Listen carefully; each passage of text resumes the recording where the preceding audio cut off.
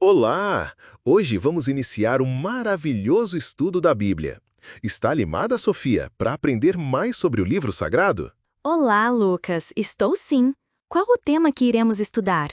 Hoje iremos aprender o que Jesus ensinou sobre as Escrituras Sagradas. Começa a leitura para nós, Sofia. Vamos lá. Jesus chamou os escritos sagrados de sua época de Escrituras. Elas também podem ser chamadas de Escritura da Verdade, Palavras de Vida, Santas Escrituras, Sagradas Letras ou ainda Palavra de Deus.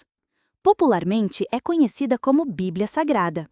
Escrita em um período superior a 1500 anos por cerca de 40 escritores que viveram em épocas e circunstâncias diferentes, é a fonte de verdade e o manual de Deus para nós. Hoje aprenderemos mais sobre o livro sagrado. Que maravilha! Vamos à pergunta número 1. De acordo com Jesus, o que pode ser encontrado nas Escrituras? Para sabermos a resposta, vamos ler o Evangelho de João, capítulo 5, verso 39. Se já encontrou o texto, leia para nós, por gentileza, Sofia. Já encontrei. O texto diz o seguinte: Vocês examinam as Escrituras, porque julgam ter nelas a vida eterna, e são elas mesmas que testificam de mim. Lucas, de acordo com esse texto, o que nós podemos encontrar nas Escrituras? Está muito claro, Sofia. Encontramos na Bíblia a vida eterna. Já estou começando a perceber a importância desse livro. Não é um livro qualquer. Isso mesmo, Lucas. No fim da história deste mundo, todo ser humano receberá ou a vida eterna ou a morte eterna. Para nos ajudar a fazer a escolha certa, Deus nos deixou um manual, um guia prático, a Bíblia. Nela encontramos todas as orientações necessárias para tomar posse da vida eterna. Vamos agora à pergunta número 2. Que repreensão severa Jesus fez aos líderes religiosos em seu tempo? Leia para nós, Sofia, Mateus capítulo 22, versículo 29. O texto diz assim: Jesus respondeu: O erro de vocês está no fato de não conhecerem as Escrituras nem o poder de Deus. Qual foi a repreensão, Lucas? Jesus os repreendeu dizendo que o erro deles era não conhecerem as Escrituras nem o poder de Deus. Isso mesmo, Lucas. Até porque Jesus era um profundo conhecedor das Escrituras. Desde sua infância, tinha afinidade com os ensinos sagrados. Com 12 anos de idade, já discutia no templo com os doutores da lei. Quando tentado por Satanás no deserto, demonstrou seu conhecimento da palavra ao responder: Está escrito. Mas, Sofia, agora me veio uma dúvida. Qual era a Bíblia que Jesus usava? Excelente pergunta, Lucas. Nos dias de Cristo, ainda não existiam os livros que compõem o Novo Testamento. Os primeiros escritos a serem produzidos foram as cartas de Paulo, cerca de 20 anos após a morte de Jesus. Uau! Quanta informação interessante! Vamos seguir nosso estudo. Agora, vamos para a pergunta número 3. Eu acho que ela tem a ver com minha dúvida, mas vamos encontrar a resposta na Bíblia. Qual era a Bíblia que Jesus usava? Leia para nós, Sofia, o Evangelho de Mateus, capítulo 5, versículo 17. O texto diz assim, Lucas: Não pensem que vim revogar a lei ou os profetas. Não vim para revogar, mas para cumprir. Calma aí, Sofia. Tem mais um texto para ler. Agora leia Mateus, capítulo 7, verso 12. Ok, vamos lá. Diz assim: Portanto, tudo o que vocês querem que os outros façam a vocês, façam também vocês a eles, porque esta é a lei e os profetas. Já sabe a resposta, Lucas? Eu acho que se ele está falando de Moisés, lei e os profetas, deve estar falando do Antigo Testamento. Isso mesmo, Lucas, você acertou. A expressão lei era usada para designar os 5 livros escritos por Moisés, também chamados de Pentateuco. Já profetas é uma referência aos demais livros. Ao todo, o Antigo Testamento é composto de 39 livros. Que interessante! Vamos avançar para a pergunta 4. Quem levou os profetas a escrever o livro sagrado? A resposta está na segunda carta de Pedro, capítulo 1, verso 21. Esse texto é muito esclarecedor, Lucas. Diz assim: Porque nunca, jamais, qualquer profecia foi dada por vontade humana. Entretanto, homens falaram da parte de Deus, movidos pelo Espírito Santo. A resposta está diante de nós.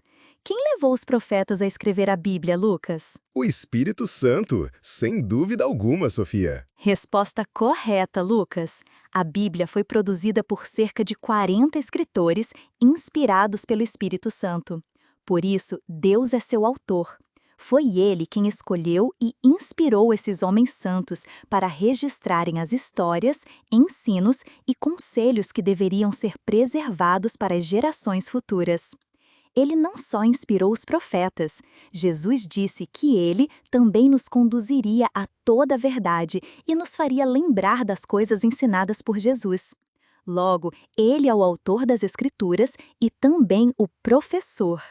Que extraordinário saber isso, Sofia! O que você poderia nos dizer sobre as línguas originais da Bíblia? Muito bem, Lucas. O Antigo Testamento foi quase todo escrito em hebraico e o Novo Testamento em grego. A língua hebraica foi a língua dos hebreus ou israelitas. Já o grego do Novo Testamento é chamado de koiné, que significa língua comum do povo. Há ainda uma terceira língua na Bíblia, o aramaico. Era a língua dos arameus, que viviam principalmente na Mesopotâmia e na Síria. Foi adotada pelos assírios, babilônios e persas, além de ser falada no tempo de Cristo. No Antigo Testamento, encontramos o aramaico em pequenos trechos, cerca de 1 a 2%. Nossa, que interessante! E os escritores da Bíblia já colocavam o número do capítulo quando iam escrevendo? Como foi isso?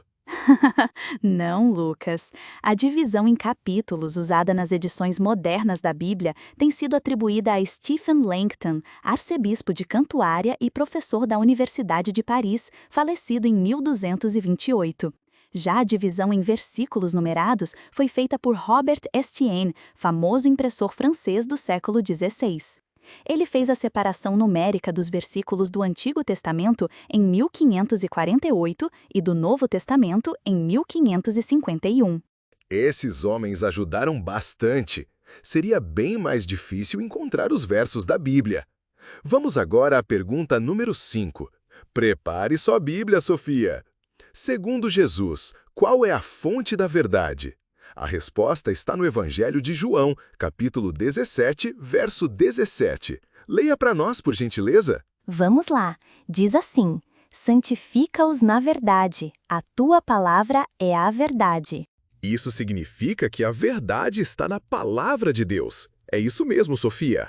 É exatamente isso, Lucas. Jesus foi claro em estabelecer a palavra de Deus como norma ou padrão da verdade. Muitos segmentos religiosos e filosóficos têm outras fontes como norma de verdade. Por exemplo, os budistas acreditam nos ensinos de Buda. Os muçulmanos acreditam no Alcorão. Os espíritas kardecistas nos escritos de Allan Kardec. Os mórmons creem nos escritos de Joseph Smith. No entanto, o cristianismo, para ser autêntico, deve lançar mão somente da Bíblia como única autoridade e norma de fé e prática. Muito claro. Vamos para a pergunta 6. Quais são os benefícios trazidos pelo estudo da Bíblia? Leia para nós, Sofia. 2 Timóteo, capítulo 3, versos 15 a 17. Vamos lá, então. E que, desde a infância, você conhece as sagradas letras, que podem torná-lo sábio para a salvação pela fé em Cristo Jesus. Toda a Escritura é inspirada por Deus e útil para o ensino, para a repreensão, para a correção, para a educação na justiça, a fim de que o servo de Deus seja perfeito e perfeitamente habilitado para toda boa obra. Fica claro nesse texto, Sofia, que o estudo da Bíblia torna a pessoa sábia para a salvação, ensina, repreende, corrige, educa na justiça e capacita para toda boa obra? Exatamente, Lucas. Não é à toa que o salmista Davi comparou a palavra de Deus a uma lâmpada, no Salmo 119, versículo 105. A luz da palavra de Deus afasta a escuridão do mal e do pecado. Que maravilha, Sofia! Mas por que nem todos recebem bem a palavra de Deus? Lucas, Jesus ensinou por meio de muitas parábolas. Na parábola do semeador, em Mateus 13, ele apresenta uma semente como símbolo dos princípios do reino de Deus colocados no coração humano. Os tipos de solo da parábola representam a disposição do coração em aceitar e assimilar esses princípios na vida. Vamos analisar juntos essa parábola? Vamos sim, Sofia. Vamos ver os 4 tipos de solo apresentados na parábola e o que eles significam.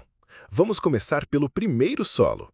Leia para nós, Sofia, Mateus, capítulo 13, versos 4 e 19.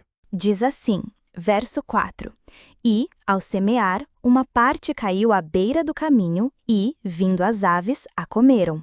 O primeiro tipo de solo é o que está à beira do caminho. O que isso significa? Leia o verso 19, Sofia. Muito bem, Lucas. O verso 19 diz: A todos os que ouvem a palavra do reino e não a compreendem, vem o maligno e arrebata o que lhes foi semeado no coração. Este é o que foi semeado à beira do caminho. Nossa, Sofia, esse é um alerta para ouvirmos a palavra com atenção, oração e desejo de entender, para que o inimigo não tire de nós a verdade antes que ela transforme o coração. É exatamente isso, Lucas. Devemos acolher com fé e interesse a palavra de Deus, para que ela produza seus frutos e seus efeitos em nossa vida. Agora, vamos ver o segundo tipo de solo. Mateus 13, versos 5, 20 e 21. Leia para nós, Sofia. Verso 5. Outra parte caiu em solo rochoso, onde a terra era pouca, e logo nasceu, visto não ser profunda a terra. O segundo solo é o solo rochoso. O que isso significa? Leia agora os versos 20 e 21. Por gentileza, Sofia. A explicação de Jesus é a seguinte: o que foi semeado em solo rochoso, esse é o que ouve a palavra e logo a recebe com alegria. Mas ele não tem raiz em si mesmo, sendo de pouca duração. Quando chega a angústia ou a perseguição por causa da palavra, logo se escandaliza. Sofia, essa lição nos convida a buscar uma fé firme e profunda, não apenas baseada em emoções momentâneas. A verdadeira fé resiste à dor, à crítica e à perseguição, porque está enraizada em Cristo e em Sua palavra. Sim, Lucas, devemos desenvolver raízes profundas de fé, estudo e relacionamento com Deus. Estou ansioso para saber qual é o terceiro tipo de solo. Leia para nós, Sofia, Mateus capítulo 13, versos 7 e 22. O verso 7 diz assim: Outra parte caiu entre os espinhos, e os espinhos cresceram e a sufocaram. Então, esse é o solo com espinhos. Qual o significado? Jesus explica no verso 22. O que foi semeado entre os espinhos é o que ouve a palavra, porém as preocupações deste mundo e a fascinação das riquezas sufocam a palavra, e ela fica infrutífera. Sofia, vejo que Jesus, nesse texto, está nos fazendo alerta sobre o perigo de viver com o coração dividido, tentando servir a Deus e ao mundo ao mesmo tempo. A palavra só frutifica quando damos a Deus o primeiro lugar, confiando nele mais do que nas riquezas ou soluções humanas. Com certeza, Lucas. Segundo Jesus, o terceiro tipo de solo representa corações sufocados pelas preocupações e seduções deste mundo. A palavra até cresce, mas não frutifica, porque é abafada pelos espinhos da vida. Devemos refletir bastante sobre isso. Mas temos boas notícias, e elas são encontradas no quarto tipo de solo. É isso mesmo, Sofia? Leia para nós os versos 8 e 23 de Mateus 13. Vamos lá, Lucas. Você e quem estiver nos ouvindo, prepare o seu coração, que o quarto solo seja o solo dos nossos corações. O verso 8 diz assim: Outra, enfim, caiu em boa terra e deu fruto, a 100, a 60 e a 30 por 1. Que maravilha, Sofia! Essa é a boa terra. E o que ela representa? O verso 23 nos responde: Mas o que foi semeado em boa terra é o que ouve a palavra e a compreende. Este frutifica e produz a 100, a 60 e a 30 por 1. Que coisa boa, Sofia! A boa terra representa o coração receptivo, que ouve, entende e pratica a palavra de Deus. Esse tipo de pessoa produz frutos espirituais, vidas transformadas e influência positiva para o reino. Sim, Lucas. Deus deseja que sejamos boa terra, onde sua palavra possa criar raízes profundas, crescer com liberdade e dar frutos duradouros. Isso exige disposição para aprender, humildade para mudar e fidelidade para obedecer. Nossa, Sofia, estou muito empolgado com esse estudo. Estou aprendendo e gostando demais. Será que nossos amigos também estão gostando? Se estiverem gostando, o que eles podem fazer, Sofia? Bem lembrado, Lucas. Eles podem deixar um comentário, um like e compartilhar com mais amigos, para que mais pessoas possam conhecer e aprender da palavra de Deus. Isso mesmo, Sofia. Vamos para a penúltima pergunta do nosso estudo de hoje. Pergunta 8. Por quanto tempo a palavra de Deus teria validade? Nossa, Sofia, agora eu fiquei preocupado. Será que a Bíblia já perdeu a sua validade? Afinal de contas, ela é um livro tão velhinho. Leia para nós 2 textos. O primeiro está em Mateus, capítulo 24, verso 35. Ok, Lucas. O texto diz o seguinte: passará o céu e a terra, porém as minhas palavras não passarão. Uau, a palavra de Deus ainda tem validade. Leia agora Isaías 40, verso 8, por gentileza, Sofia. Claro, Lucas. O texto de Isaías diz o seguinte: a erva seca e as flores caem, mas a palavra do nosso Deus permanece para sempre. Que extraordinário, Sofia! A palavra do nosso Deus é eterna. Com certeza, Lucas. Mesmo com tantos textos como esses, alguns creem que o Antigo Testamento perdeu seu valor. Contudo, os evangelhos revelam que Jesus recorria constantemente às escrituras do Antigo Testamento como investidas de autoridade máxima. Quando tentado pelo diabo a aliviar sua fome, Jesus resistiu, citando Deuteronômio 8, verso 3. Não só de pão viverá o homem. Assim, a palavra de Deus permanece para sempre. É maravilhoso saber disso, Sofia. Mas, agora, chegamos à pergunta número 9, a última pergunta desse estudo. Ela é bastante interessante. Diz assim: sobre quem Cristo pronunciou uma bênção especial? Agora fiquei curioso. Leia para nós, Sofia, Lucas, capítulo 11, verso 28. Vamos lá, saber quem são as pessoas que recebem uma bênção especial de Deus. Jesus, porém, respondeu: pelo contrário, mais bem-aventurados são os que ouvem a palavra de Deus e aguardam. Que sensacional, Sofia! Eu estava vendo em outra versão bíblica a nova versão transformadora, e o texto ficou ainda mais claro. Diz que são ainda mais felizes aqueles que ouvem e praticam a palavra de Deus. Isso mesmo, Lucas. Promessa semelhante é feita em Apocalipse, capítulo 1, verso 3. Bem-aventurados aqueles que leem e aqueles que ouvem as palavras da profecia e guardam as coisas nela escritas. Não basta apenas ouvir as orientações da Bíblia. Precisamos, pela graça de Deus, obedecer ao que está revelado e, então, alcançaremos a verdadeira felicidade. Muito 10 esse estudo, Sofia. Diante disso, concluímos que devemos aceitar as Santas Escrituras como a infalível revelação de Deus. Até porque nenhum cristão crescerá em graça sem o hábito da leitura e a obediência aos ensinos do livro de Deus. Isso mesmo, Lucas. E depois de um estudo como esse, precisamos tomar algumas decisões. Eu, você e nossos amigos que nos ouvem. Está comigo nessa, Lucas? Claro, Sofia. Vamos lá. Creio que a Bíblia é a palavra de Deus, inspirada pelo Espírito Santo. Eu creio assim. E você, Lucas?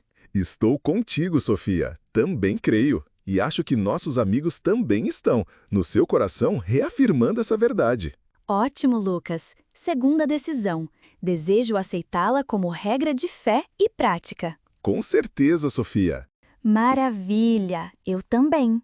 E última decisão. Prometo, pela graça de Deus, estudar e praticar seus ensinos. Amém! Eu topo! Que estudo maravilhoso, Sofia! Estou esperando pelo próximo. Já tem o tema do segundo estudo? Tenho sim, Lucas. No próximo estudo, aprenderemos sobre a salvação. Até mais! Tchau, tchau! Até logo, amigos!